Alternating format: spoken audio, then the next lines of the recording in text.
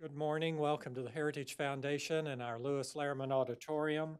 We, of course, welcome those who join us on our heritage.org website on all of these occasions. We would ask in-house guests to make that last courtesy check that mobile devices have been silenced or turned off.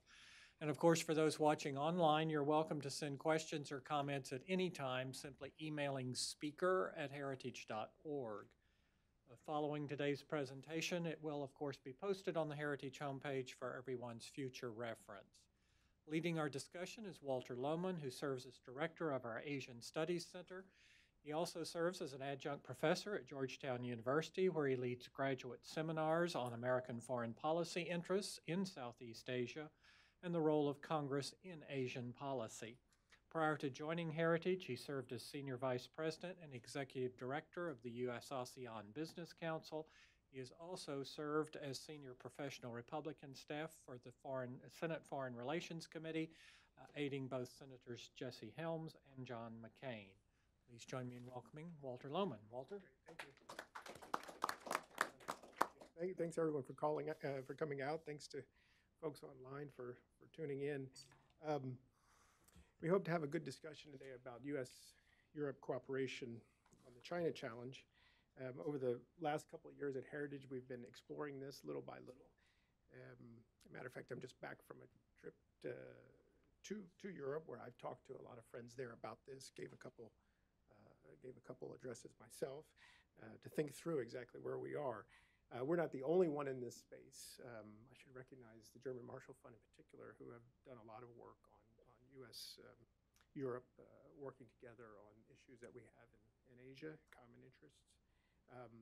And there's some other groups that have been doing it, but for Heritage, it's becoming a greater priority for us by the day. And that's because I think it starts from a very simple premise, and that premise is that the U.S. and Europe share a certain set of values, commitment really to universal values, and we have a track record of working together over decades to bring them to bear on common interests that we have around the world.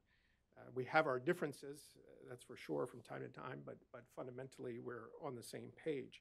Yet as you look across Europe and you look at the common interests we do have when you look across Asia and you look at the common interests we do have there, and the common interests we have in dealing with China in particular, I don't think we're talking to each other nearly enough, even given all the great work the German Marshall Fund does and all the rest that have been trying to bring attention to this issue.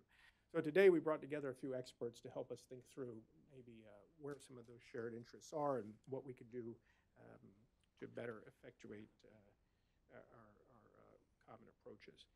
First, we're going to turn to Teresa Fallon. Teresa is director of the Center for Russia, Europe, Asia Studies in Brussels, Belgium, which she founded in 2016.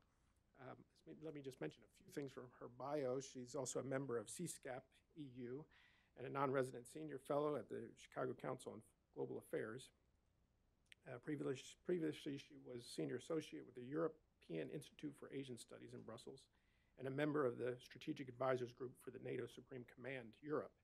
She's lived and worked in Beijing and was educated at University of Chicago, Loyola University, and the London School of Economics and Political Science. With that, I'm going to let Teresa start us off, and then I'll introduce each of the other speakers before they speak, and then we'll open it up to Q&A when everyone's done, and hope to have a discussion. Thank you. You can stay there. Okay. Good afternoon, everyone. I felt right at home when I saw a Chicago pizzeria right outside the door, so you're really lucky here. Closed, though. Washington, D.C. is so exciting compared to Brussels, so it's been an interesting time to be here, and I'm really honored, and thank you for coming here today. The triangle of EU, U.S., China relations is quite dynamic, and right now we see a lot of concern about the relations, but I would recommend, as I've been sitting in Brussels now for 10 years watching this relationship, and I think it's very, very important that the U.S. continue to value it because there's so many things, as Walter pointed out, of values in common. So I'm going to just briefly give you kind of a broad brush view of how EU sees China, how China sees EU. So to begin with, China kind of sees Europe as kind of wearing down, old, and maybe needs help with global governance. And so they're kind of trying to cultivate this relationship. With the Belt and Road Initiative, all roads do lead to Europe, but they have to get through Central Asia first. So the endpoint and the markets are in Europe from that economic there are 6 or 7 economic corridors, but one of the most important is the European end.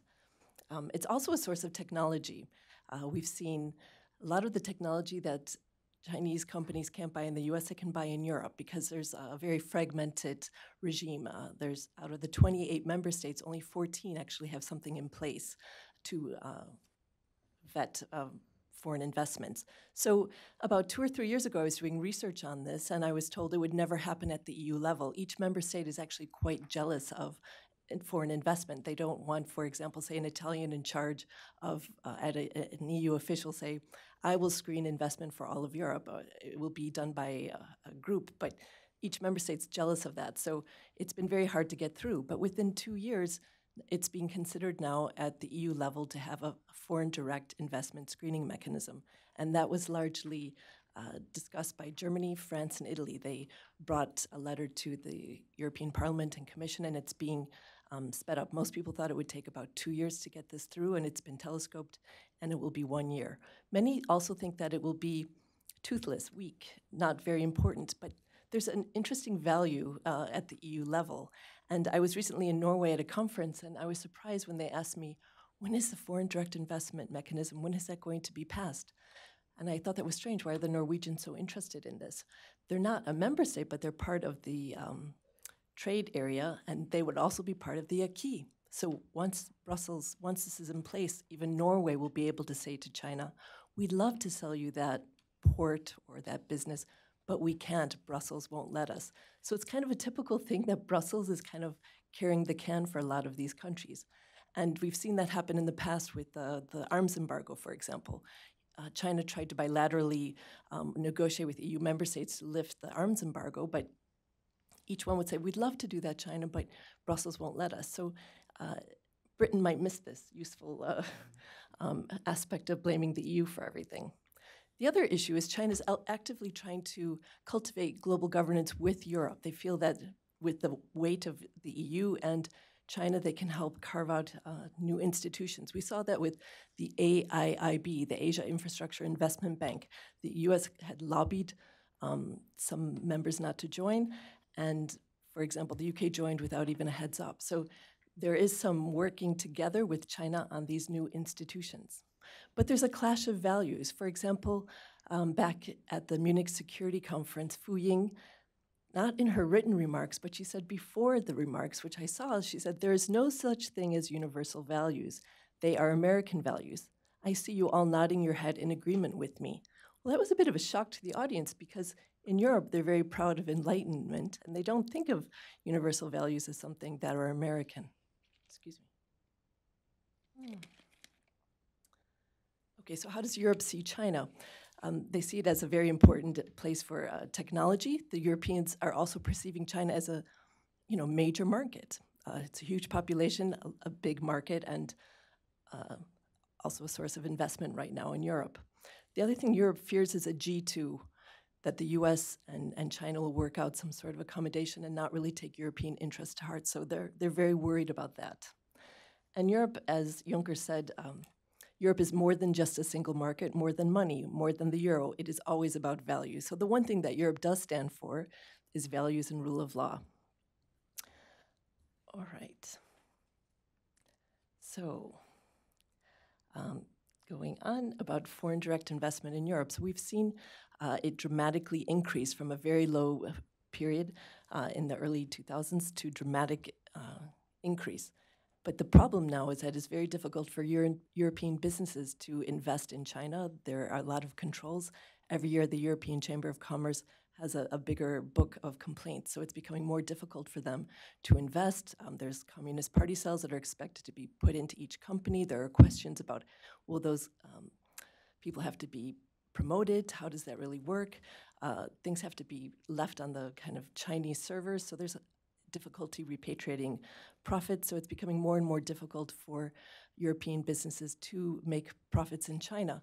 And this is a little bit of an irony, because at Davos, as you recall, when Xi Jinping gave his speech and he got a standing ovation, he was looked at as a protector of globalization.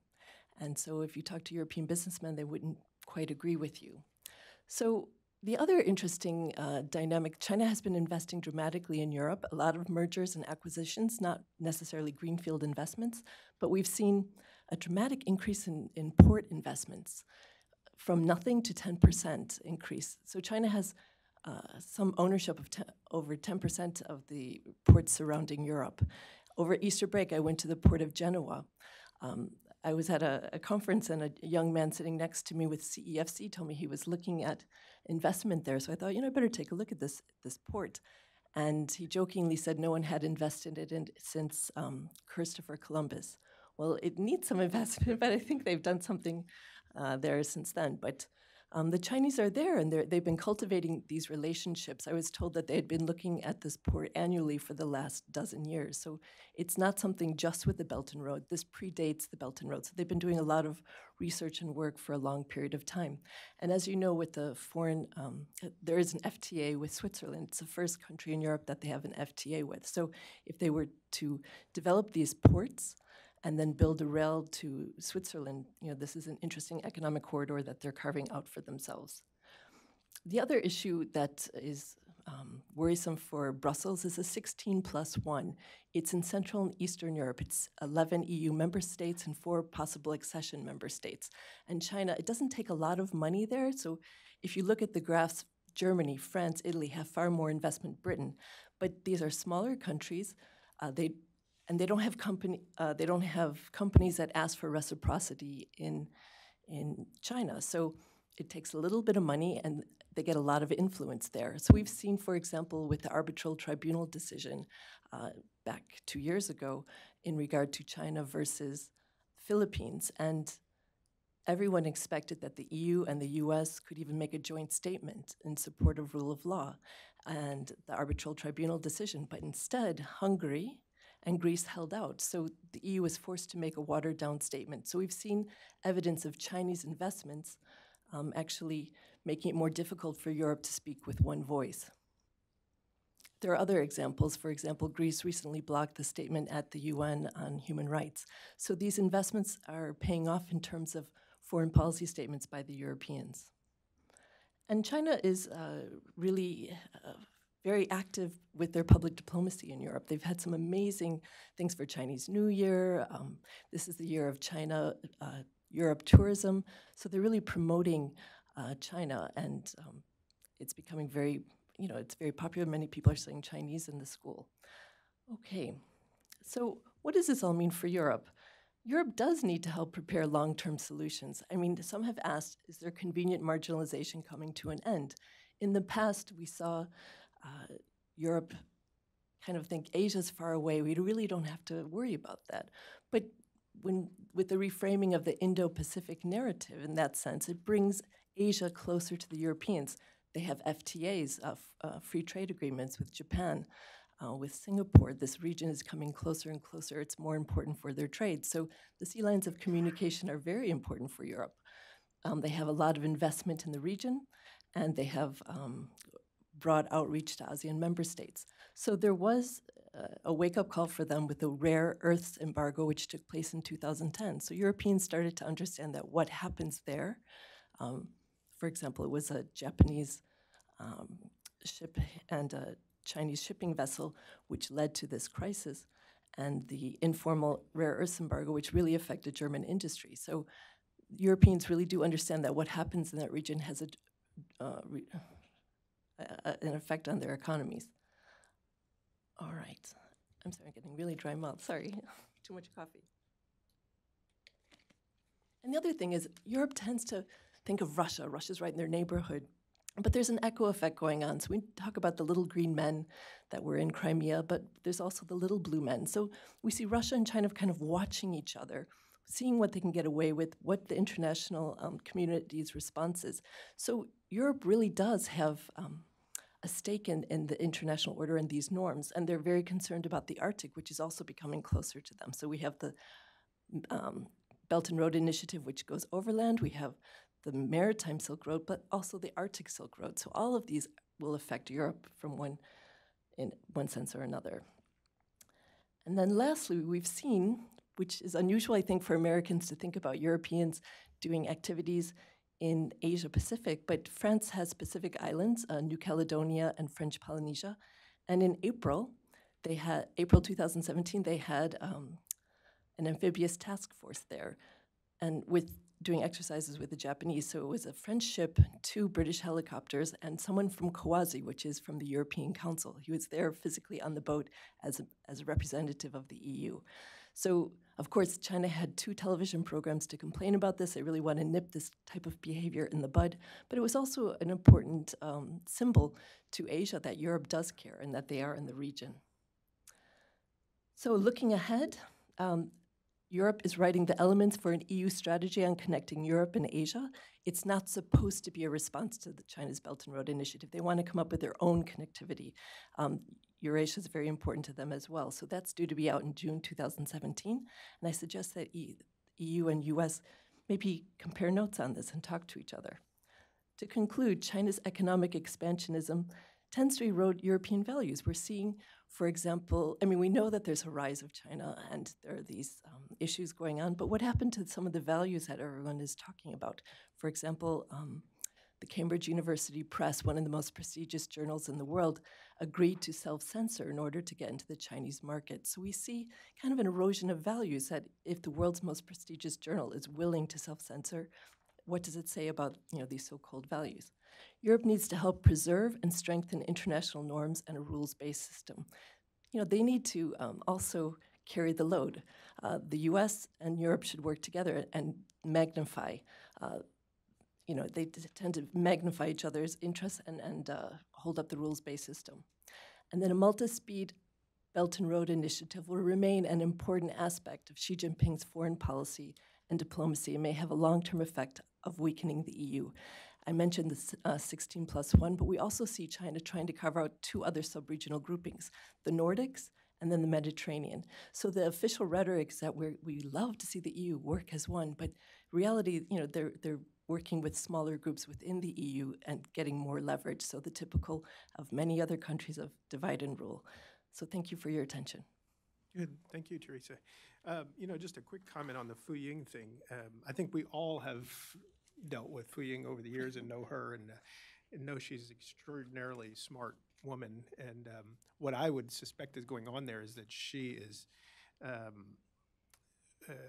tapping into some of the skepticism in Europe about Trump and his commitment to those values. So that's what I don't think she's looking at what those universal values really are. What she's trying to say is, I'm on your side, Donald Trump's crazy. And, we know he doesn't agree with all these things, That was before he was president, so it was 2 years ago. ago. Okay. That's really, yeah, I didn't realize that. Well, yeah, that's totally different then, yeah. That's a good analysis. And tell you the truth, it's hard to understand what she's saying, if that's the case. And I was just going to mention on the point you made about the operation in South China Sea, led by the French. I think we overlook the extent to which the French are involved in making these demonstrations, and that one was in cooperation with the Brits and others, and had an EU representative in there. But they're 10 times in the last 2 years making demonstrations at a national level, unlike anyone else, I think, next to the United States. So, Philippe, I want to turn to you, but let me give everyone a couple notes on your background. Philippe Lecoeur is a fellow at the Belfer Center for Science and International Affairs at Harvard Kennedy School. Most recently, before this, he was visiting fellow with Brookings. That's where he and I met. He previously served as special assistant and counselor for international affairs to the French Minister of Defense and as a senior policy analyst on Northeast Asia within the Ministry of Defense's Directorate for Strategy. He started his career as a foreign correspondent based in Asia from 1988 to 1998.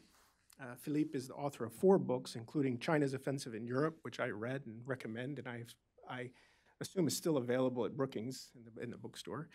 Quand la Chine va au marché, and Après Hong Kong, 2 books in French, so if you can access the French, I guess you can buy those books as well. Lecoeur received his BA and his MA in political science from the Sorbonne in Paris. So, Philippe, let me turn it over to you. Thank you very much, Walter. Delighted to be here and also to be in Washington for a few days. This is a very timely topic, obviously.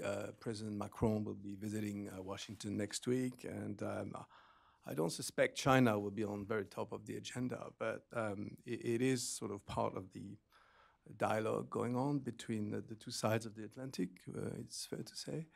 Let me just start by picking up on some of Teresa's remarks by saying also that perhaps the system, the trade system that we are evolving in has changed a lot since World War II, and that it is somewhat crumbling, at least from the origins of what the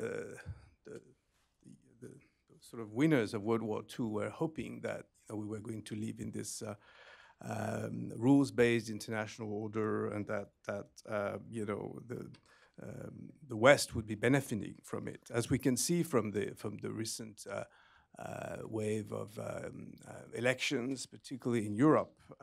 It's the imbalance of trade and the imbalance brought by the economic system is leading to populism and things that are similar to a sort of a backlash against globalization. So who's benefiting from this? Obviously, China is one of the big winners, and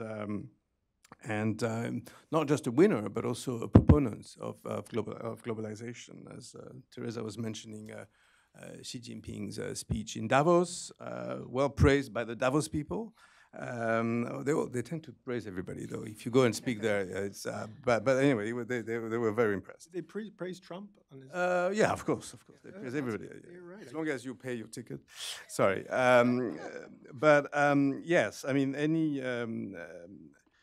any attempt to criticize globalization is now sort of receive a response by China that it's basically protectionism. So it's kind of we're living in a sort of reverse world where China has become the most the strongest advocate of globalization and of the current trade system. So as Walter mentioned, I wrote a book a couple of years ago called China's Offensive in Europe. That explained the particularities of Chinese FDI, particularly in Europe, but a little bit also here in the US. And in fact, 70% of these FDIs are state-owned. And I believe the level has increased since. And you could argue that even private investments have received support from state banks and Chinese funds. And so, the irony of this system is that on one hand, you have a proponent of globalization and international trade. On the other hand, you have somewhat a kind of trade of state capitalism that has been implemented. Now, this system is not going to change. We can advocate regime change or things like that in China. It's never going to happen. China has its own system. The lifting of the 2 terms limit by the NPC recently is a sign that many of us had perhaps misread what was going on in China, and the reality is that China has its own political system. It's not going to be like the Western model. What does the EU want from China? 5 things. At least that was the idea originally. Market economy, greater respect for human rights. They want China to adhere to international norms and to ensure a level playing field for domestic and foreign companies. And finally, to cut its industrial overcapacity to ensure fair competition. Now, obviously, as we heard before, the level of playing field within China is not that obvious, and there have been complaints about the lack of market access. None of these items will be sort of agreed by China in a straightforward sort of way, although it's been discussed And every year there's this EU-China summit. The last one wasn't particularly successful, but there is a discussion going on, certainly on climate, for example, and on trade, on investments. China would very much like to have a free trade agreement with the EU. That's not going to happen anytime soon.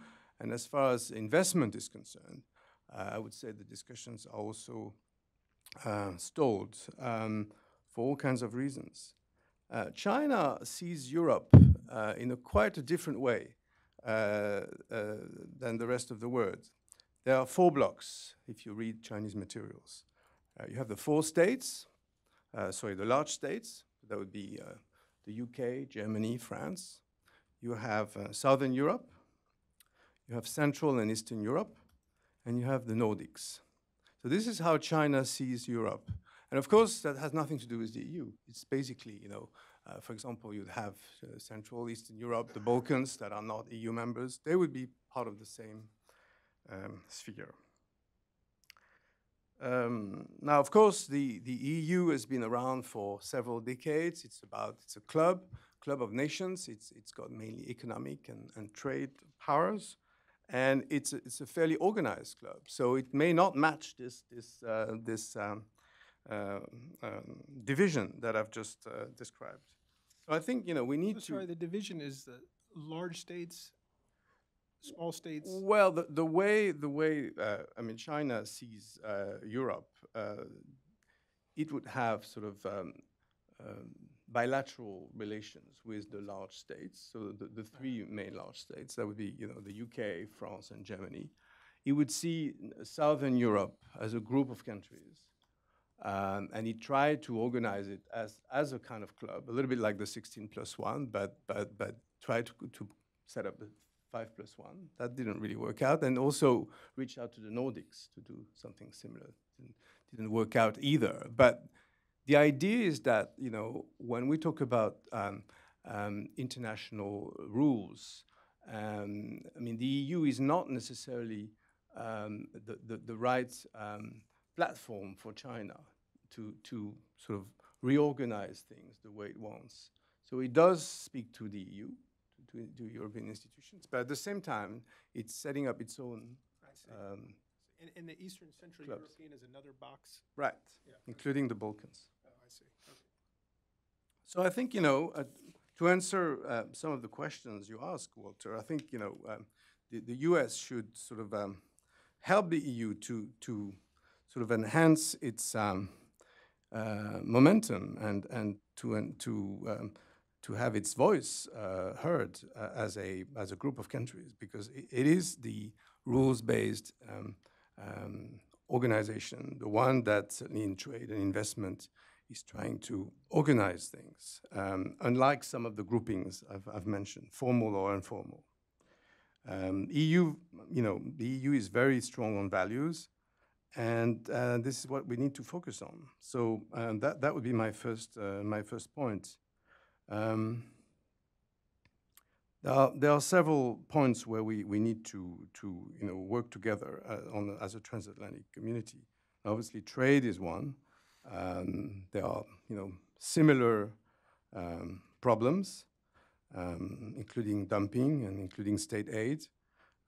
FDI is something that is being looked after at the moment, but obviously it's taking some time. But both Congress here in the US and the European Parliament are now looking at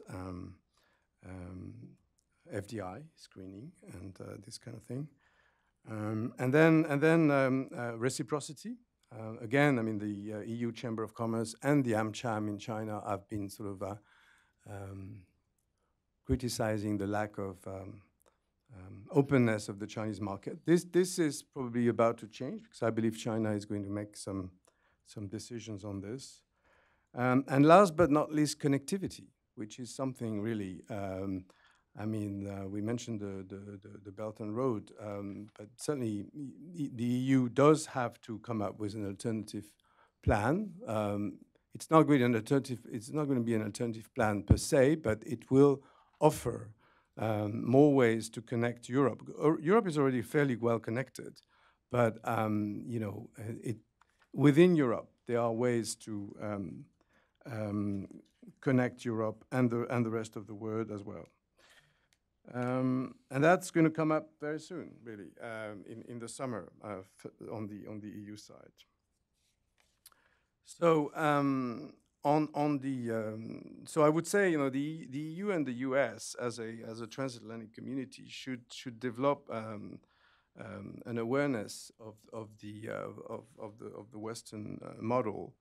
And certainly that includes the rest of the world as well, because at the moment we have this situation where China is sort of offering its own model. I mean, I hear that sometimes in conferences where Chinese speakers say, well, you now have a choice between the US model and the Chinese model. I've heard that from a fairly senior Chinese academic.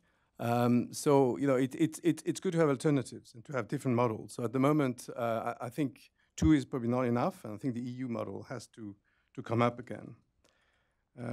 I think 2008 was a turning point in terms of involvement of China on the economic level. Certainly, the level of Chinese investments has risen, both in the US and in fact everywhere, but in the EU particularly because of the financial crisis. So therefore, it's time that we address sort of the coming of a new player. There are different platforms for that. The G7 might be one, but I think certainly on investments, respecting international norms, rules. Certainly, the EU rules in the EU should be a priority, and in fact, I would say areas outside the EU and outside the US should also be given alternatives to this new proposition. Good, great. Thank you, Philippe. Let me turn it over to Jamie. Jamie is Jamie Fly, Senior Fellow and Director at Future of Geopolitics and Asia Programs at the German Marshall Fund of the United States. Jamie was best known around town recently as Senator Rubio's National Security Advisor, where he was from 2013. Prior to joining Senator Rubio's staff, he served as Executive Director of the Foreign Policy Initiative. And prior to that, he was in the Bush administration at the National Security Council and in the Office of Secretary of Defense. Jamie received his BA in International Studies and Political Science from American University and an MA in German and European Studies from Georgetown University. So with that, let me turn it over to Jamie. Thanks, Walter. It's great to be back at Heritage, and I'm glad that Heritage is continuing to engage on these issues related to transatlantic cooperation on Asia. So I'm going to divide my comments up into four parts. First, I'm going to approach this primarily directed at an American audience. I share my fellow panelists' assessment of the situation, and I want to talk a little bit about what is the case for transatlantic cooperation on Asia, because honestly, I don't think there's enough realization about the need for transatlantic cooperation on Asia and China, more specifically in Washington. I'm going to talk a little bit about why the EU is an Asian power that needs to be reckoned with. I'm going to talk about the modalities of how we can cooperate, and then some specifics about topics and issues we should cooperate on, some of which have been touched on by my fellow panelists. So first, I'm going to, my experience in this area is fairly recent. As Walter said, my career started out in the transatlantic space, and then I took about a 15-year detour working on other issues, nonproliferation, the Bush administration, Afghanistan, the Middle East, and pretty much all global issues when I was working for Senator Rubio. For 2 of the years I was working for Senator Rubio, he was the ranking member on the Senate Foreign Relations Asia Subcommittee. And in the course of my work with him on Asia, I kind of began to get into this space of exploring transatlantic discussions about Asia, primarily as an attendee of some of the programs I now oversee at the German Marshall Fund. And I was shocked when I got into those transatlantic conversations and realized how the European view of China in particular had shifted in recent years, and how much commonality there was between American China watchers and their colleagues in Europe. And so a lot of my comments kind of stem from what I've seen in the various convening that the German Marshall Fund does on a regular basis to bring Asia experts on both sides of the Atlantic together. So why should we cooperate? For me, and Philippe talked about this a little bit, first and foremost, I see this as a question of the fate of the liberal international order. In the transatlantic space, we spend a lot of time these days bemoaning the state of that order, questioning whether Donald Trump is a threat to that order, questioning whether our publics are a threat to that order, and populism in Europe, et cetera. But at the end of the day, I think all of the challenges we're going through right now will look like hiccups if we do not get our long-term Asia strategy right. I think you can make the case that the fate of the liberal international order will be decided in the so-called Indo-Pacific. It will be decided based upon how we in the West and how democracies working with our allies and partners in the region manage China's rise, and the guards we put up on the margins and to try to direct China's rise. If we're unsuccessful in that effort, I don't think such a thing as the liberal international order will be able to survive. And so I really see this as the fundamental challenge that the transatlantic community should be discussing. That's more obviously in the values space. When it comes to interest, as my fellow panelists have discussed, our interests are increasingly aligned. Our security and our prosperity depend on what happens in places like the South China Sea. That's, I think, and some of the concerns there about China's island building have influenced a lot of the shifts in thinking in places like Germany, for instance, which depends on global trade for the continued success of the German economy. We're facing similar challenges in the influence space. We're doing a lot of work here in this town on Russian influence and Russian interference, as are many of our European allies. But we're starting to see the leading edge of Chinese influence and Chinese interference, both at the political level, political influence, attempts to buy political influence, similar to what we've seen in places like Australia and New Zealand. But then also in the economic area, where it's probably even more apparent, and that was already discussed, Chinese strategic investments in the major European economies, intellectual property theft, again, all of the same challenges that we see here in the U.S. Some might say, well, why don't we divide up this challenge? Maybe the answer here is the Europeans need to play more of a role in tackling the Russia challenge, let the U.S. allocate more resources to Asia. I don't think that wouldn't work, first off. I think it's important that the U.S. remain engaged in helping to defend our treaty allies in Europe from an aggressive Russia. But I also think Russia is really a near to midterm challenge. I think that just given the nature of the internal dynamics in Russia, its economy, its demographics, we're not going to need to be worrying about Russia, hopefully, in 10 or 15 or 20 years. China will be the main challenge that we're all facing. I also don't think either of us can tackle this challenge alone. And if you look at what the EU brings to the table versus what the U.S. brings to the table, our strengths are really complementary. And I'll talk a little bit about that, more about what the EU brings to the table in a minute. And it's also not good, I think, and Americans often don't realize this. We like to talk about the pivot to Asia, the rebalance to Asia, the increased focus on military resources in the region.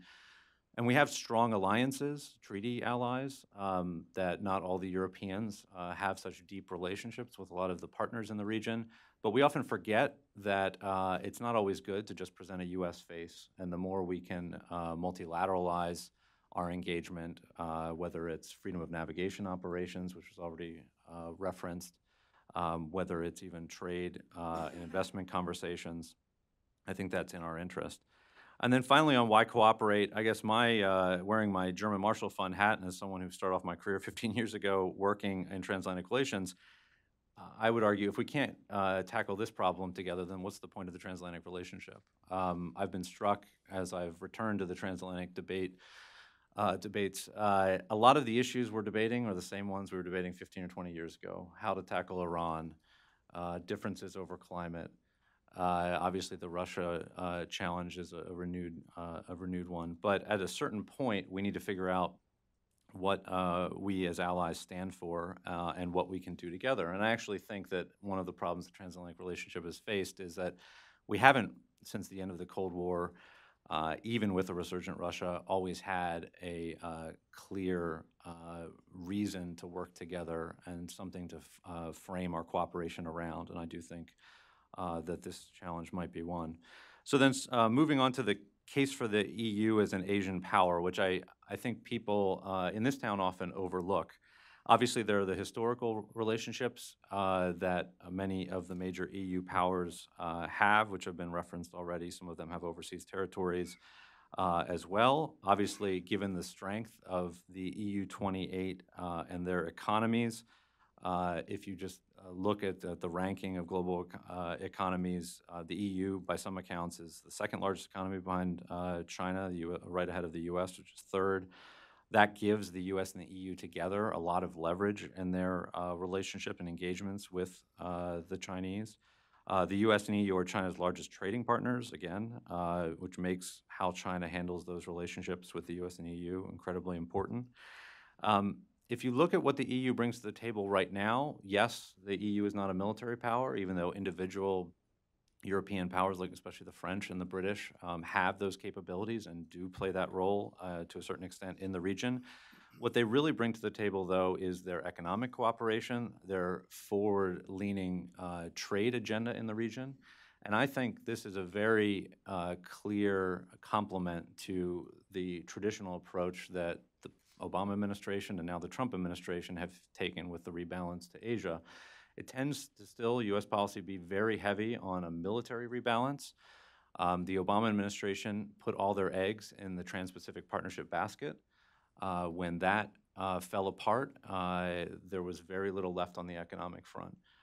The Trump administration, having pulled the U.S. out of TPP and then refocused on renegotiating existing U.S. trade agreements, NAFTA, KORUS, is showing some glimmer of hope, I think, from my perspective, that they might rethink that and pursue a broader trade agenda in Asia. But for right now, if you look at the advanced democracies outside of the region, the EU is really the only one in the game.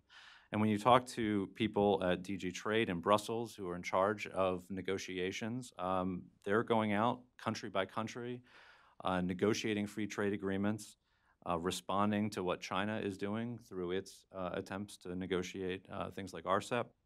And the U.S. is really left with nothing to show for our activities on the economic front in Asia. And so I actually think we could learn a lot from what the Europeans are doing, following their lead on things like the EU-Japan agreement, their approach to the individual members of ASEAN, and even Taiwan. I would argue that they're actually ahead of us in terms of thinking creatively about the possibilities with Taiwan. Now, they don't have a free trade agreement with Taiwan, but there's a growing conversation about investment talks with the Taiwanese that, quite frankly, have gone much further than you even would hear from the Trump administration in terms of its thinking about engaging Taiwan on investment. India is the one country, by the way, that's where I think it's still lagging a little bit, and that's not because the EU is not interested. It's broader things related to issues that the Indians aren't willing to overcome, and I think the U.S. has had similar experiences with the Indians thus far. Connectivity was also mentioned. I think that's another key area. I've been struck in my conversations with the key officials in Brussels how far along they are in this mapping exercise that others have mentioned will be released later this year. Quite frankly, they're further along than the Trump administration in thinking through a kind of holistic approach to BRI response and looking at what resources the individual EU member states, as well as the EU External Action Service and the Commission, can bring to bear. This administration, I think, realizes that this is an important issue. They've begun initial conversations with the Japanese, Australians, and Indians. I think the Europeans should be brought into that conversation because I think they have a lot to add. It's also worth noting that an EU-India strategy is under development and will be released later this year as well, and I think there's a lot of complementarity there too in the transatlantic way we can talk about how to approach India. On security, it's already been mentioned a little bit, but I think in particular we need to deepen our engagement with the Brits and the French. as they develop their security relationships with many U.S. allies and partners in the region. And the more we can do to get other countries to increase freedom of navigation operations, I think the better. So how exactly to cooperate, how to bring this more regularly into the conversation. There, I think the key, and it's a hurdle that this administration is going to have to overcome, because I think we're going to have to partner first and foremost with the European Union. And that is something that I don't know that this administration is willing to think about yet, primarily because of some of the skepticism about the EU as an institution. But in this area, it's necessary to have the sorts of conversations we need to have about trade, investment, about things like connectivity. And so we're going to have to overcome any reluctance we have about engaging Brussels. So we have a broader problem in the US-EU relationship right now. We don't have an ambassador to the European Union. And partly because of that, and partly, I think, because of some of the irritants in the transatlantic relationship, from the people I've talked to, there's not even a clear sense of whether we'll have an annual US-EU summit this year. And so we're even lacking in the mechanism of the summit where you can put China or Asia more broadly onto that common agenda. So I think we need to solve some broader problems with US-EU relations first, but if we can do that and get back into that habit of having ongoing engagement between the U.S. administration and the EU, I think Asia needs to be more regularly at the top of the list of things we engage on. Now, some of that needs to come from Washington, but I think from the Brussels perspective, European leaders also need to push this onto the agenda. I think there's a trap that many European leaders often fall into, where the things that rise at the top of the agenda are either the crises of the moment, there's North Korea, or the irritants in the relationship, it's Iran, climate, all these issues where we know that there's probably not going to be a lot of agreement between Brussels and the Trump administration.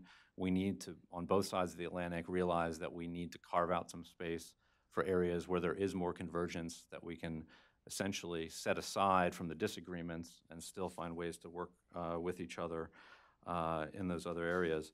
The other thing we need more of, and we do some of this at the German Marshall Fund, Heritage is increasingly convening in this area. We need many more informal, unofficial interactions between Asia watchers on both sides of the Atlantic. I've been struck, again, coming into this space very recently, there's a whole transatlantic community of experts. They tend to be the same people who get together on both sides of the Atlantic to talk about the same issues, the future of NATO, European defense, Russia, all these things. The similar network of people who follow Asia is very small, it's very limited, and Asia experts traditionally kind of keep to themselves on both sides of the Atlantic. We need to break down barriers in academia and think tanks and broaden that space, because when you actually bring experts together who are following these issues on either sides of the Atlantic, there's a lot of commonality. The final thing I'll just say on how we can cooperate, I also think the free and open Indo-Pacific framework that the Trump administration has laid out, which has been supported by the Abe government in Japan, the Australians and others, is an opportunity as well. There's been some talk in Japan about the idea of broadening the so-called Quad, Japan, India, Australia, and the US, and even bringing in the Europeans occasionally on certain issues. I think especially the French and the British would be value add when certain maritime issues are being discussed. And I think there needs to be a little bit more willingness to think outside the box and create a seat at the table for the Europeans in some of those areas. And then one final note for the Europeans as well on that is, again, this is not just a U.S. issue in terms of how the U.S. Thinks about Asia and the transatlantic space. The Europeans have talked a lot in recent months about permanent structured cooperation in the defense realm, so PESCO. But if you look at the list of initial projects, Asia's nowhere to be found from what I've seen. And I think it's a real opportunity for Brussels to match on the foreign policy and defense side what's already going on the trade, investment, economic side, the connectivity side, and think creatively about how to use PESCO in the future if it's going to move forward to come up with some common European projects in the Asian space.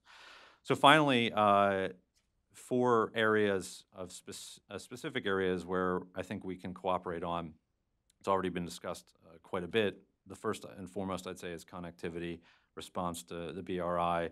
There needs to be significant engagement as the EU finishes this mapping project that's going to be released later this year. I think there's been some working level contact already between the Trump administration and those in Brussels working on it, but that needs to be deepened, and the Europeans, I think, can be brought into those other conversations that are already happening with the Australians, Japanese, and Indians. I also think it would be interesting to expand some of that to look at Chinese activity outside of BRI in other regions of interest, in particular Africa, to compare notes about what the U.S. and Europeans are seeing. We all, U.S. and the European member states, had significant development assistance programs in many of these places, and I think just, again, more dialogue and conversation about what we're seeing from the Chinese and how we're allocating and directing our programs in response would be useful. Second, has also been mentioned on trade and strategic investment. On strategic investment, I think the clear thing there is the Europeans have started a debate coming out of the Commission on an investment screening mechanism. We have a lot of discussion going on right now in the U.S. Congress about whether our CFIUS process needs to be reformed. It would be helpful for people to compare notes. It doesn't mean we're going to come up with the exact same investment screening on both sides of the Atlantic. But I do think that if our investment screening mechanisms are vastly different, it creates an opening for the Chinese to exploit whichever one is weaker. And so anyways, there should be more conversation about those reforms and proposals. I am concerned that the Trump administration's Section 232 and 301 actions really cast a shadow over potential cooperation in all of these areas. I don't think it has to be that way at the end of the day. I think we need to find a way to push back against unfair Chinese trade practices without harming our allies, and that goes for our Asian partners as well, like the Japanese, and not just the Europeans. I read recently that the Europeans are debating whether to make an offer to the Trump administration to restart some scoping talks related to TTIP, perhaps to obtain that next exemption from the tariffs. I think the Trump administration should embrace that opportunity if that's truly on the table. And I think kind of moving forward with TTIP over the long run would be another major way that we could cooperate in this space. Third, in the area of democracy and human rights, obviously there's been a lot of conversation already about our shared values. That's everything from speaking out jointly together when necessary about abuses in China. I would also put in that basket, though, supporting our partners in places like Taiwan and Hong Kong. Taiwan in particular is increasingly isolated by Beijing. Beijing is in an all-out effort to target President Tsai's policies, to try to flip Taiwan's remaining diplomatic allies, to block Taiwan from international fora. And the more that we have U.S. and European voices engaging on those issues, I think the better. Hong Kong is obviously a slightly different situation, but there you have pro-democracy movement that's really beleaguered right now. It's under a lot of pressure, and I think it's in our interest to speak out when abuses occur. We also have the broader problem in the region of democracies that are backsliding or already possibly no longer democracies, places like Thailand. Obviously, then we need to work together in places like Vietnam and the Philippines to kind of try to keep pushing them in the right direction. I know many of our European colleagues feel right now they're kind of lonely voices on these issues because the Trump administration has not highlighted many of these challenges, but I think it's an area where we need to have regular dialogues and build a common agenda. And then finally, and I mentioned this briefly earlier, I really think we need to begin a conversation about China's influence operations in our democracies.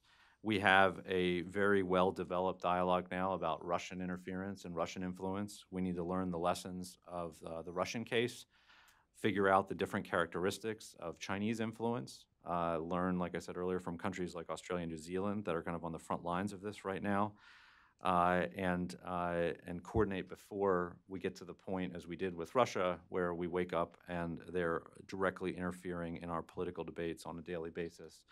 And it's almost too late to do anything about it. I would note in this area, too, the conversation a bit about competing visions of competing models and the way the Chinese at times are basically trying to co-opt the liberal international order and argue that they are the true guarantors of that order. You can kind of see the success of some of these influence operations, I think, in the propaganda in Europe. I've been struck by talking to some Europeans who their view of the liberal international order skews towards multilateralism, certain international institutions, certain issues like climate. And if you're a European who cares primarily about climate, there's perhaps a Chinese case that maybe the Chinese are more responsible actors than the Trump administration. I think we need to be very careful about letting the Chinese co-opt that narrative of the liberal international order and trying to fool some of our citizens into thinking that the Chinese are the true guarantors of that order. So finally, I think the Trump administration has really made significant progress in boldly stating what the long-term China challenge is. I know the national security strategy also notes increasing Chinese influence in Europe and the need to cooperate with our European allies on this issue. But I don't think the Trump administration has been able to develop a coherent engagement agenda yet with our European partners. I think from my experiences, the Europeans are perhaps more interested and more willing to have these conversations right now in the Trump administration. I hope that changes, because I do think if you look at all of the issues I outlined, our shared interests, our shared values, it truly makes sense for us to find this common agenda. And I think that if we don't, it's going to be very easy in the long run for the Chinese to selectively play us against each other and do as what they're already trying to do, I think, within the EU, is pick off member states on various issues and undermine our long-term solidarity. Thank you, Jamie. Thank you. I want to open it up to questions, and while you think about those questions, let me. I've got 50, so I can throw some out there, but I did want to start with one to Philippe. Philippe, you talked about the 16+1 and some of these other efforts, sort of conceptually, for the Chinese to divide Europe and treat it the way that it would rather treat it, rather than through the EU. But at some level, don't the Chinese understand the system well, and that's why they're developing this the way they are? That is, that they know that member states are divided between their approach to the EU and their approach to their own capital, and that mix of approach changes from capital to capital, right? And so what they're doing is actually really smart by trying to divide Europe, because there are divisions that are easily dividable. So in the end, what dooms their approach to failure, or is it doomed to failure? So when you ask to Chinese officials about the 16+1, they tell you it's not a Chinese idea.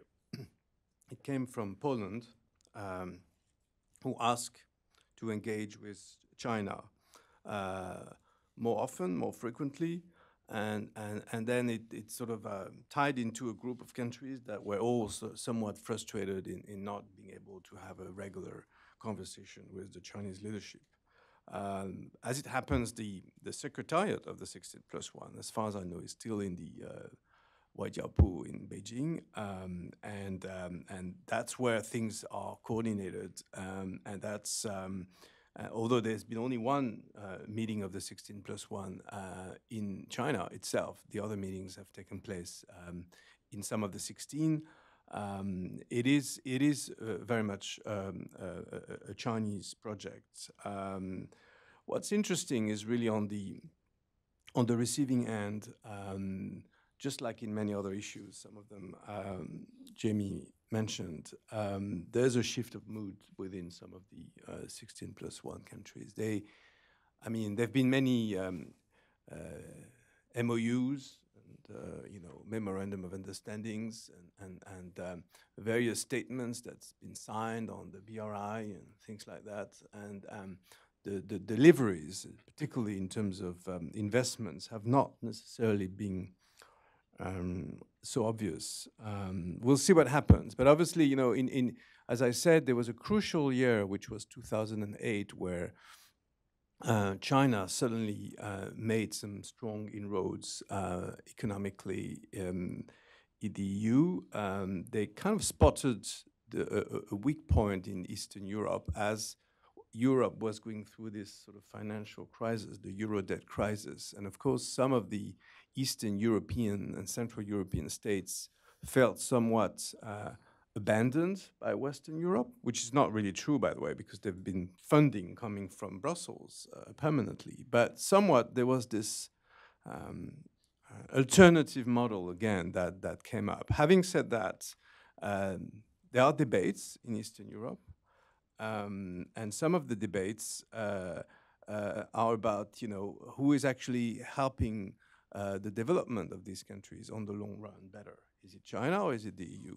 I mean, for all the talks of Viktor Orban and a few others, the Czech president and the Polish leadership, on the long run, the EU is actually the one supporting, Eastern European infrastructures and connectivity. Now, of course, there's a high-speed train line being built between Belgrade and Budapest, but it's actually being built mainly on the Serbian side, not so much on the Hungarian side, because Hungary didn't go through the European procedures, and so it's much slower. It will be achieved eventually, but I mean, to answer your question, Walter, I'm sorry to take so long. I think China has shifted at times from looking at the EU as a bloc, like in 2004, when the enlargement to 12 new countries built the EU as a group of 28 nations, gradually, to a few years later, when the economic crisis revealed the weaknesses in Southern Europe and Eastern Europe in particular. Therefore, it went back to the bilateral relationship with the strong countries of Europe and the three largest economies, which happen to be also where technologies are, where the market is, where there are more benefits for Chinese companies to invest in the UK, in France and Germany. I mean, Germany's case is particularly interesting with all these Mittelstand, these companies with technologies that China has acquired, many of them. So I think now we're looking at, as I said, different levels. The EU level is still there. The three largest countries are still there on a bilateral basis. And then you have Southern Europe, Eastern Europe, the Nordics. Yeah, it just occurs to me that the relationship between the nation states and the EU is also a complex one. And the Chinese are tapping into that complexity to their advantage. And even though it's sort of that's at a big strategic level, I think, for the Chinese, I think it also applies to the way the U.S. engages with the EU. I mean, I agree with everything that Jamie said, essentially, about the need to engage the EU. There are appropriate ways, and there are ways to engage the EU in their competencies, because it's a reality. I mean, they have responsibility for trade, right? Who else are you going to talk about a trade agreement with? You have to talk to the EU. But if you bring the EU into areas where it doesn't have a competency, you might defeat sort of lower level tactical prerogatives of the United States, not the big strategic things that the Chinese are working on, but tactical things. So what I mean is, say, you open it up, discussion about security in Asia broadly to EU membership. Just by force of having more numbers, you end up not talking about real security issues. You talk about the things that the EU has the ability to address, trade and assistance, and they will tell you, well, military doesn't matter, right? And some of the states that don't have the assets also will tell you the military stuff doesn't matter because they don't have the assets to devote to it. And then you find yourself outnumbered, So the point is just, I think we have to also be smart as Americans about how we engage the EU to achieve our own sort of tactical markers along the way to this cooperation. Let me open up to questions from the audience right there. Ms. Fallon, you alluded to the foreign direct investment mechanism that's in production, and then Mr. Flaw, you were talking about how once that's up and going, it has to have some sort of alignment with CFIUS. That said, CFIUS is principally concerned with national security matters, whereas Europe is, you have alluded to, is not a military power. So my question is, what would be on the portfolio for that FDI mechanism if it's not national security matters? I can give you two examples. What happened in the UK, what triggered it was because the UK already did have a FDI screening mechanism, but under Theresa May, when she first came into office, the Hinkley nuclear power station, which was going to be jointly built with China, she is Home Office. I mean, that's her background, and she wanted to have some sort of screening mechanism put in place because she thought this was really not good for Britain. So that's kind of what started in the UK. And my personal view is that, 3 years ago, no one would talk about it in Europe. But what happened with the KUKA sale, there are 12 robotics companies in Germany. KUKA is number one, the top. If you go online and look at the YouTube ad, there's a mechanical arm playing ping pong with the world's leading ping pong player. And so the Chinese are like, that's a company we gotta buy. So it's really important robotics company, and researchers have discovered that Medea, it's a white goods company which bought KUKA, a leading robotics maker. Now within 2 months, this was kind of absorbed into the matrix of the Chinese military political system or company system. So in 2 months, German engineers were designing things for the PLA, People's Liberation Army. So if you think about that, if Europeans are having a difficult time meeting their goals of NATO spending, but then they're selling defense equipment or dual-use goods to China, which is helping build up their military machine, it could have a negative knock-on effect for transatlantic relations. So I think after that, the Chinese were able to buy it. It was for sale. There was no regulations to stop them from buying that. But you could really see a change in German response. So nobody wants to take on China alone because they're worried about their companies being penalized. So they joined forces with France and Italy, and they submitted a letter because no one wants to be out there alone. So I think that's when things really turned around. So I would say the inflection point was KUKA for mainland Europe, and then the Hinkley point sale in the UK. Can I just jump in on that? My main point in that area is we can have the best, CFIUS process we want in the US, and we can block not just Chinese or any other country that we feel is trying to exploit our technology and block those sales. But if our closest military allies don't have some sort of screening mechanism, at the end of the day, a lot of that is useless from the US perspective because they can get a lot of the technology we're also concerned about from France or Germany or the UK if they want to.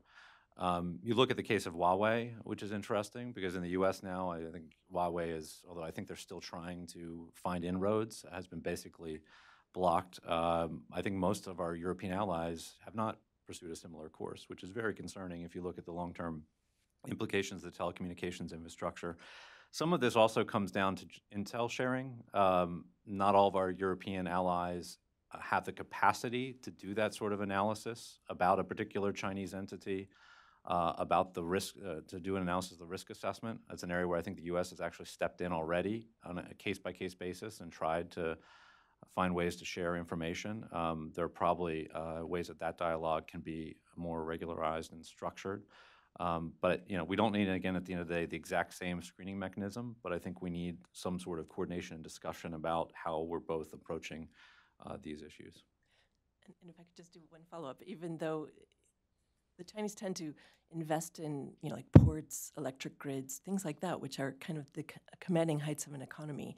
And so I think that these do have national security implications. And just to follow up on your point about Huawei, their headquarters is in Hungary, which is quite an interesting choice to put their headquarters. And European rules are very generous. So if a company is created or in Europe, it's Huawei headquarters is based in Europe, they receive European research funds. So they're a recipient of Horizon 2020 funding. So European taxpayers are helping Huawei improve their technology.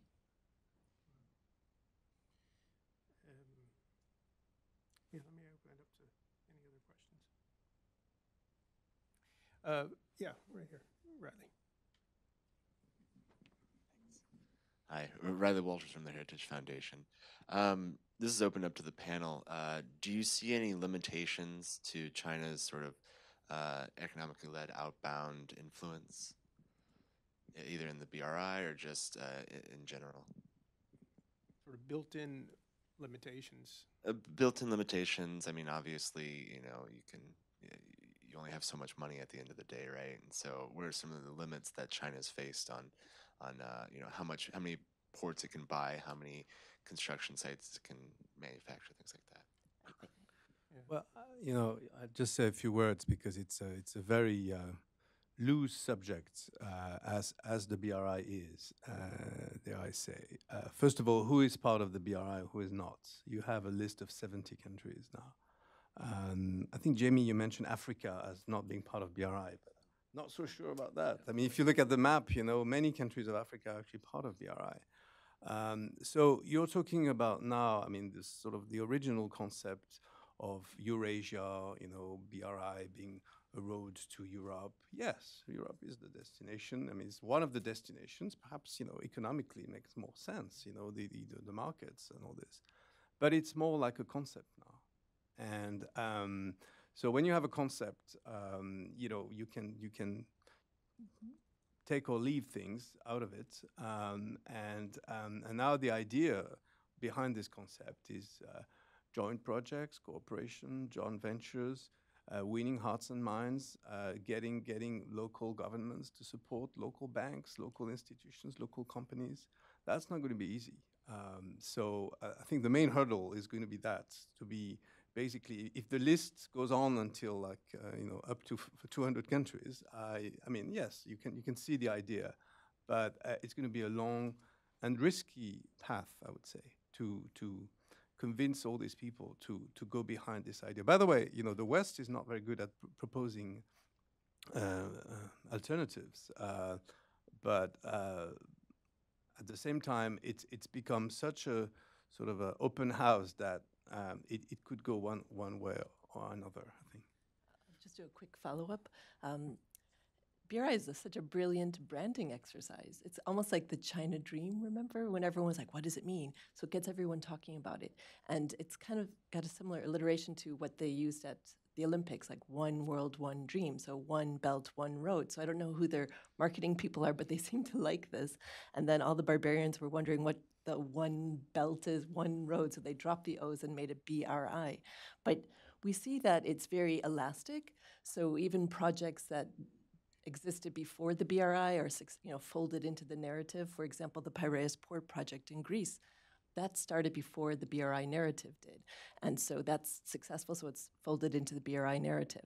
But we also know that there are a lot of red elephants along the way, what locals along the original Silk Route, for example, in Georgia, we would call them white elephants, but locals call them red elephants. So there wasn't a lot of feedback loops, and there have been many articles written now about the lack of finance. Money hasn't been spent well. And even the Chinese will say we haven't been very good at these investments. But I'll give you an example of what happened in May in Beijing at BARF. They're not very good at acronyms sometimes. So it's the Belt and Road Forum. And Jyrki Katainen, the vice president of the European Commission, I was actually quite surprised because he managed to maintain discipline with the member states there. And the Chinese were trying to lure each one away and asking them to sign this document. But Jyrki Katainen made everyone, follow the rules, and nobody signed, much to China's shock and surprise. So because it's a transport issue and trade issue, it's a Brussels, Brussels can say you cannot sign that. So in the meantime, some have signed just a bilateral agreement, but overall the EU has not signed on. And even Brexited UK, when Theresa May went to Beijing, they really thought they had her over a barrel because she wants to be global and she's really in a corner.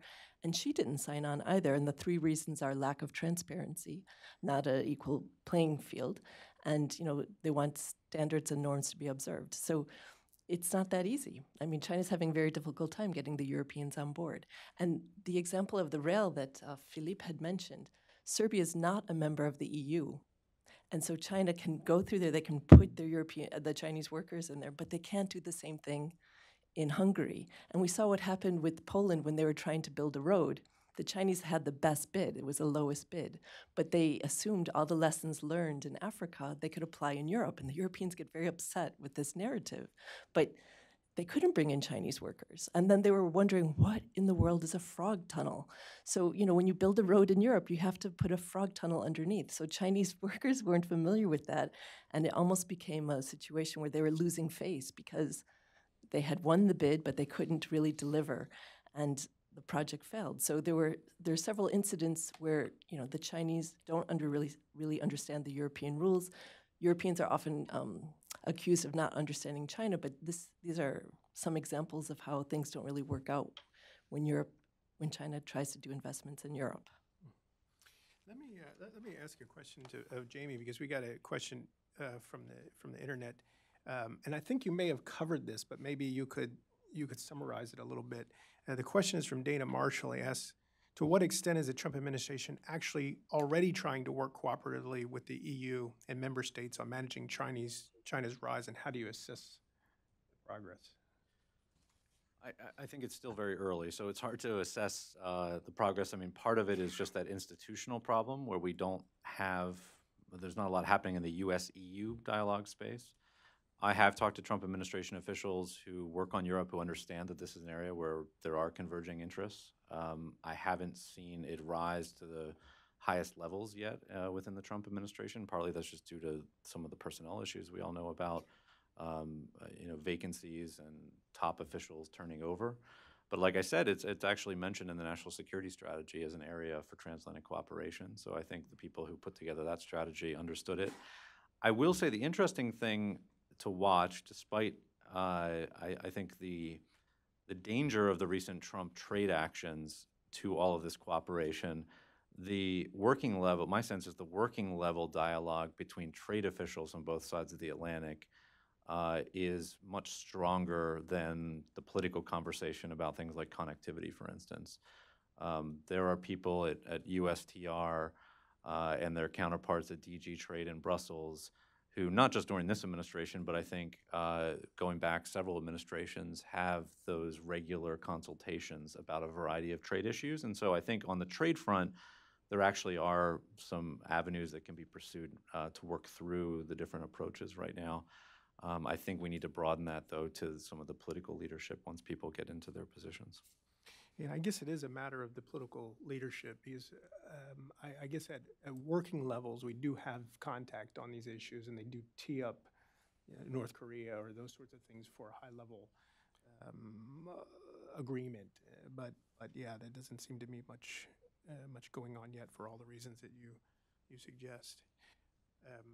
Yeah, we have a microphone for you. I'm Dr. Unger. I'm a medical practitioner here in Washington area. I work with Dr. Moffat from time to time. He asks me questions, and I try to answer them. Most of this is somewhat new to me, but I was wondering about two things. After Friday, I was wondering, since we're talking about Europe, how strong is NATO? We only heard from 2 European nations that were participating in that operation. Has NATO disappeared? I think Teresa should answer that question. Oh, thanks for the hard one. Okay. So when you're asking, has NATO disappeared, in which context? Well, where was it on Friday? How many nations does it have? Well, those are very political questions. I mean, I'm very happy that there was some participation from EU members. 2 nations? Yeah. Okay. Well, I think you answered that well. The other question I have as a non-economist is, could you comment about tariffs? Are all tariffs bad, or are they a useful trading bargaining chip? Should we always stay away from tariffs? Well, I mean, I could address the tariff question, but on NATO, I mean, just to say, I think part of the countries that were a part of that, volunteered for that, is a function of their capability. Not all of the NATO states have as much capability as the French and the British do. I don't know that it needed to be a NATO operation in order to be effective. We're already cooperating with the French and British there on a regular basis, and so I think that probably that has probably something to do with it. But I think NATO generally is healthy. Generally, I don't get a sense that it's disappearing. On the tariff issue, I mean, at Heritage we have sort of a natural disposition against tariffs because we support economic freedom and consumer choice and all the rest in the U.S. market. But I think in these particular cases, they haven't been that useful to addressing the problem. I mean, President Trump activated a law from 50 years old to impose tariffs globally on traders in steel and aluminum for national security reasons, all of which seem to be suspect. I mean, if you read the arguments for why it's a national security concern, they don't really hold much water because we already have enough steel and aluminum in the United States to deal with our national security needs. So then you got to ask, well, then if that's not the objective, then what is the objective? And the only thing you can come down to is its protection of the aluminum and steel industry in the United States for political reasons, for maybe idealistic reasons. He and members of his administration think that we should have people employed in the steel industry for some reason other than that it increases the value to consumers and Americans and everything else. But it's all largely political. So I wouldn't say tariffs are always bad. I mean, we have lots of tariffs, and they're part of our revenue structure and everything else. But I personally, and Heritage as an institution, has generally had a disposition opposed to tariffs. Yeah, Mika. Michał Safianek with the EU delegation in DC. Thank you very much for these thoughtful presentations and the work you're doing on this issue. I have a question looking forward to the upcoming year. Last year, we had political leadership solidifying in all these three spaces that you're talking about, the election of President Trump, the 19th Party Congress in China, a few elections in the European Union. And now it seems that these are stable. So what do you think the constellation of these political powers in these regions and spaces, what opportunities does it create in concrete terms in the upcoming year or two? Thank you. Good question. So I'll just speak on that. First of all, I mean, yes, it's true that you look at the 19th Party Congress, this is a 5-year term. Some people say that it might go beyond 5 terms in terms of the current president, but that's not a taken. So basically, the 19th Party Congress, as every party congress, is a very important moment that defines a period of 5 years. And I think what we heard in President Xi's speeches about China being at the center of things and taking center stage is very, very important. So it was a particularly important moment. In Europe, of course, there have been elections. Some of them went faster than others, or perhaps the coalition governments that were put together, particularly in Germany, took a long time. Now, I don't know what's going to happen in terms of France, Germany taking the lead in many European projects, but obviously, the lack of leadership has been a problem over the past few years. And going back to what Jamie was saying about the US not having an ambassador to the EU, it's obviously not helping the dialogue. So there's lack of stability on that front, but there's obviously a very strong leadership in the US as well, with both the executive and legislative branch belonging to the same party. So I think there's obviously there's a momentum for strong dialogues, partnerships. There's certainly going to be a strong EU-China discussion this year. There might not be an EU-US summit, but there'll be a EU-China summit, that's for sure. Whether it will be very productive, I don't know. It's still under discussions, but that there will be things. And in the meantime, of course, they are working on the connectivity platform and all this, as you well know, since you work for the EU delegation. Where I think we have an opportunity, and this is going back to the main theme of the conversation that Walter has convened here, is really transatlantic discussion on the not just the emergence, but the confirmation of a new player in the geopolitical stage that is now acknowledging its willingness to be at center stage. So I think this is where I think we have to start, moving quickly. Can I just jump in? I'm a bit pessimistic, honestly. I think you're right that obviously we at least know who our leaders are going to be for the next few years, theoretically. The problem is I look at the transatlantic space and we're all distracted. Certainly here in the U.S., I mean, we just conducted military strikes against Syria on Friday night, I guess, and no one's talking about that anymore. Everyone's moved on. It's all domestic debates about investigations, just broader partisan fights. And I don't think that's going to change in the U.S. for the foreseeable future. And in Europe, too, yes, you have leaders like Macron who's trying to drive a certain agenda, but European governments, many of them are still, I'd say, struggling to grapple with how to deal with these populist forces in their own countries. I think it's going to be a recurring issue in Germany, how to handle the AfD. And as Merkel ends her tenure probably in the next several years, I don't know that we're going to have strong, assertive leaders on both sides of the Atlantic.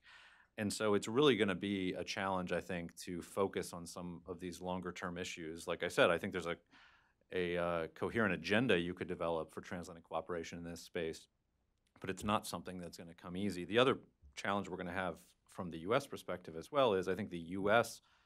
leadership is going to be very focused when it comes to Asia on North Korea, certainly in the next 6 weeks, perhaps the rest of the year, depending on whether that summit happens, how the summit goes, what the response is, the potential of some sort of confrontation. So I think that's going to be a major challenge. I do think the trade actions that the Trump administration have taken are perhaps, although I don't agree with all of them, and I share Heritage's and Walter's skepticism about tariffs, I think they have at least begun to move the conversation forward.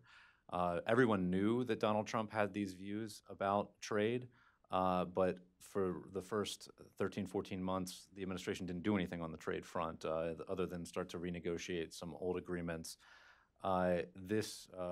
These proposals have actually pushed forward, I'd say, the US-EU conversation about trade. And then you get things like I mentioned before, the European proposal to restart TTIP. I don't know if that will happen, or you get in a meeting with senators, the president telling his team to reassess TPP.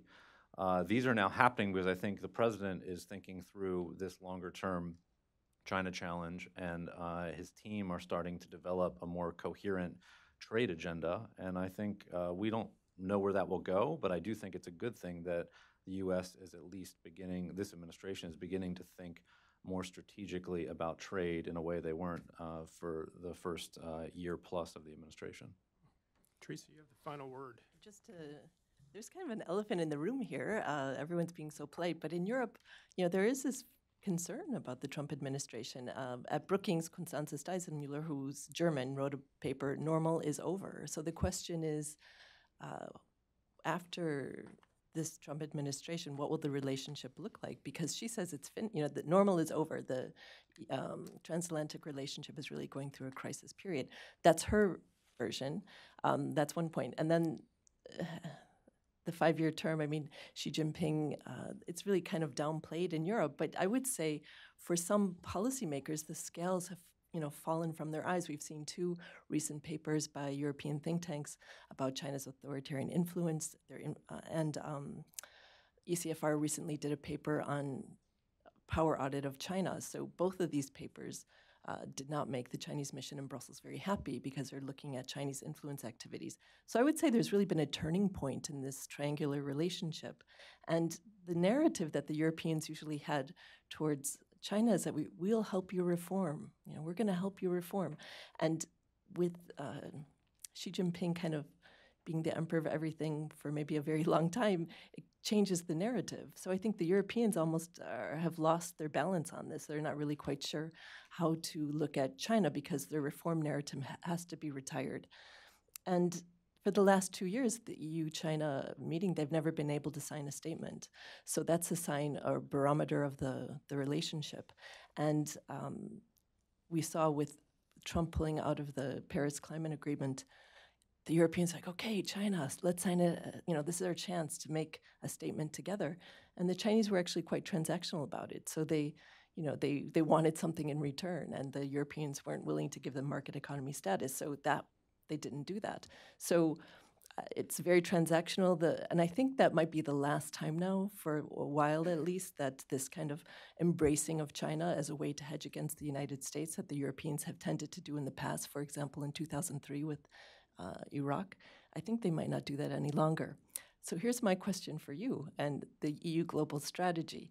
Now, the Europeans tend to say, oh, we don't do geopolitics. But now that they live in this new world, and you mentioned these geopolitical issues, as to rephrase Tolstoy, you might not be interested in geopolitics, but geopolitics is interested in you. So how are they going to respond? That's a good point.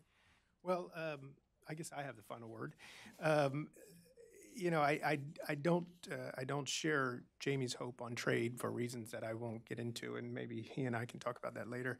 But I do have hope, sort of opposed to this sort of thesis that normal is over, in that I talked to two people on this recent trip, one in London and one in Paris, both prominent intellectuals, and both of them told me that the environment now on Trump bears some similarity to the environment about Bush, and that they each cited German diplomats as telling them that it's all over and that we don't recognize you anymore and that sort of thing during the Bush administration.